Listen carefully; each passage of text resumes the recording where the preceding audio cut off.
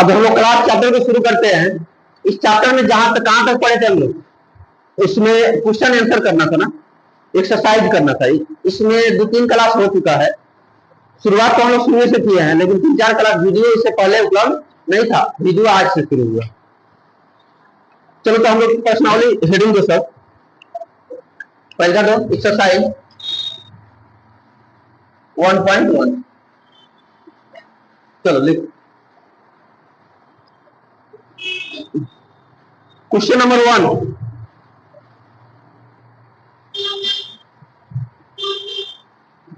-4 बटा 5 into 1, 1 into -4 बटा 5 equal to -4 बटा।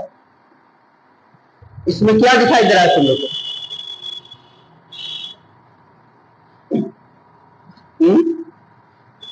इसमें क्या दिखाई दे रहा है, कौन सा पैटर्न दिखाई दे रहा है? तो एक तुम लोग ऐसे लिखे थे, ए गुना बी बराबर बी गुना ए, यही ना था? किसका नियम था ये? था क्रम विनिमय, क्रम नियता का गुणन, ये ना था? अगर यहाँ पे जोड़ रहा था तो यहाँ पे योग लिखते, और गुना है तो गुणन लिखते। बस यही तुम लोग का आंसर हो जाए, यही चूज करना। चलो अब दूसरी का तुम लोग बनाने की कोशिश करो। 2 नंबर -13 बटा 17 इंटू -2 बटा 7 बराबर -2 बटा 7 इंटू 13 बटा 17। चलो इसमें तुम लोग चूज करके बताओ। सेम उसी तरह के जैसा क्वेश्चन है, एक का 1 है, एक का 2 है। चलो इसको नीचे वाले को बनाओ।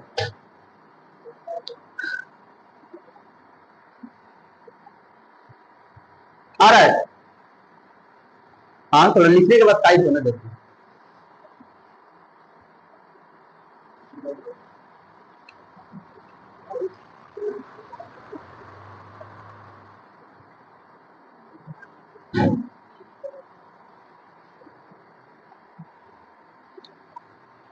लिख लिया? ध्यान से देखो, ये वाला जो दिखाई दे रहा है, इसमें स्पष्ट दिखाई दे रहा है ये वाला कि जो गुणात्मक तत्व है, ए गुना बी कर दिया गया है। पहले इसे ए मान लीजिए, इधर कर दिया जाए तो बी गुना ए। तो ये क्या है? क्रम विनिमयता है। ये भी क्या है?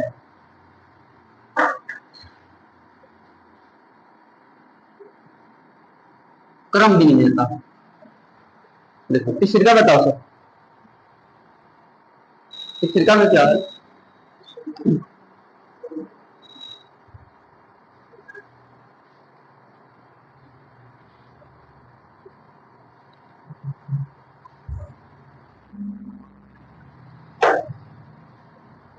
नंबर है -19 बटा 29 इंटू -29 बटा 9।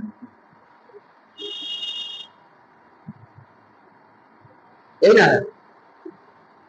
इसमें क्या दिखाई दे रहा है?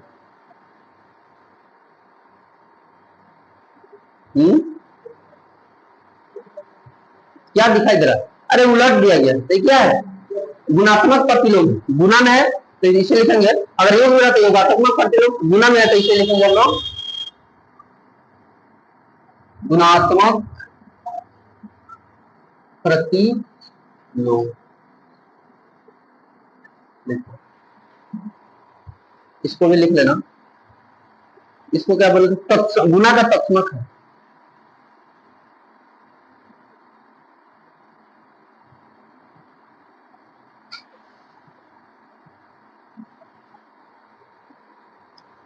तीनों लिख लो। अब 2 नंबर देखो, इधर देखो 1/3 multiple 6 multiple 4/3 equal to 1/3 multiple 6 multiple 4/3। अब इधर देखो, पहलका में क्या किया है, ये वाला को ब्रैकेट में रखा और सेकंड वाला ने इसे ब्रैकेट में।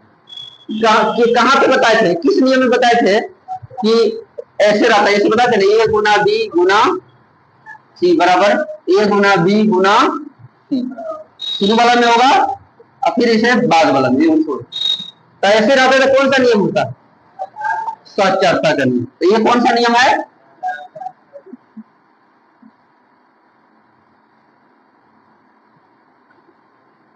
का देखिए पहचाने लेगा। चलो उतार लो।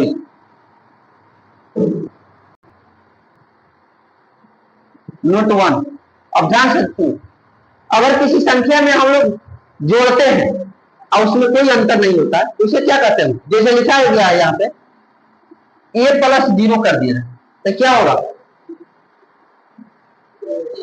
क्या आएगा, यही ना आएगा। अगर कोई संख्या जोड़ने को उसमें कोई असर नहीं आए तो उसे क्या कहते हैं हम लोग, योगात्मक कहते हैं, योग का तत्समक। ठीक है, कोई भी संख्या यहाँ पे ले लो 5 प्लस, योग का तत्समक जब भी देखना उसमें कोई जीरो जुड़ा है 5 ही होगा, है कि नहीं।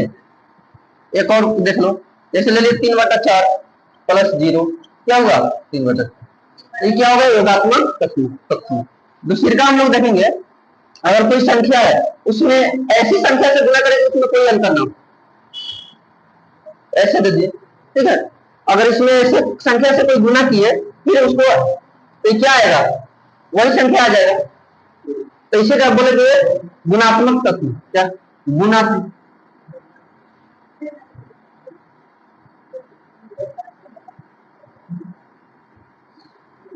ये होगा गुणात्मक तत्व।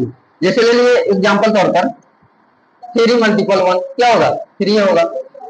4/5 मल्टीपल 1 क्या होगा, 4/5 होगा। शुरू वाला में एक से अधिक भी दे दो, 3 दे सकता है, शुरू वाला में हम लोग वही देते थे, फर्स्ट वाला वही ना था, 2 को दिया था, जब इधर गुना करेगा उधर। इसको उतारो, एक और बताते हैं तीसरे का, इसको उतार लो उसके बाद तीसरे का बताते हैं। देखो, यदि किसी संख्या में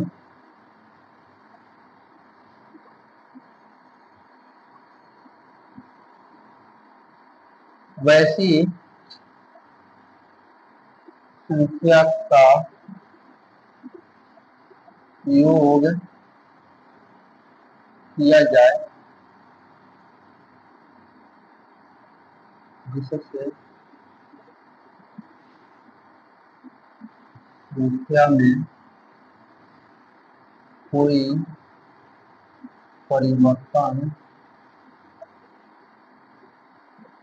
नहीं हो तो उसे योग का तत्समक, योग का तत्समक, योगात्मक तत्समक बोला जाता है।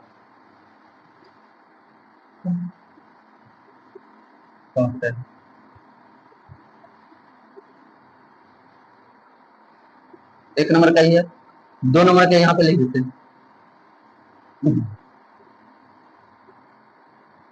यदि किसी संख्या में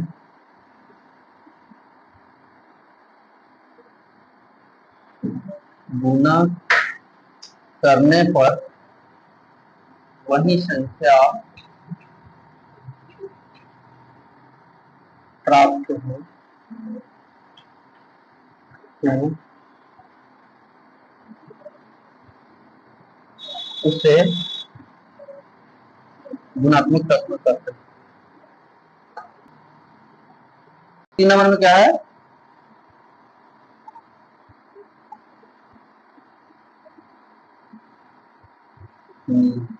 अब देखो वितरकता का नियम क्या है, अगर कोई भी संख्या जैसे दिया गया ए प्लस बी, ए दिया गया है और बी प्लस सी मल्टीपल में, ठीक है, ऐसे ऐसे इसको ऐसे अगर लिख दे ए बी प्लस ए सी हो गया, ऐसे अगर दिखाई दे रहा है, अगर दोनों में कॉमन दिखाई दे रहा है, इस पर हम लोग सॉल्व किए थे क्वेश्चन, दोनों में से कॉमन को निकाल लेते, बाकी को सॉल्व कर दो। तो ऐसे अगर दिखाई दे रहा है तो इसे क्या कहते हैं हम लोग? यह है वितरितता का नियम। लिख लो। जब कोई भी भाषा है, चाहे हिंदी, इंग्लिश हो, उर्दू हो, संस्कृत हो, जो भी, तो सभी भाषा का ऐसी एक दूसरे से कॉन्टेक्ट ऐसी तरह। अगर विदेशों में हम लोग गए तो इंग्लिश अच्छा तरह से जान रहे होंगे तो क्या होगा, उसका अच्छा कुछ ऐसी किसी से बात करने में आसानी। और भी दक्षिण भारत में चल जाओ, वहां पे तमिल और मलयालम चलता है और तेलुगु, तो समझ ही नहीं आएगा क्या हो रहा है क्या है। तो कोई भी भाषा है उसको धर्म से लगाकर नहीं देखना है, किससे देखना है? बस कॉन्टेक्ट के एथी से, और उसको पढ़ाई के एथी से। उर्दू हो, चाहे इंग्लिश हो, चाहे हिंदी हो, चाहे संस्कृत हो।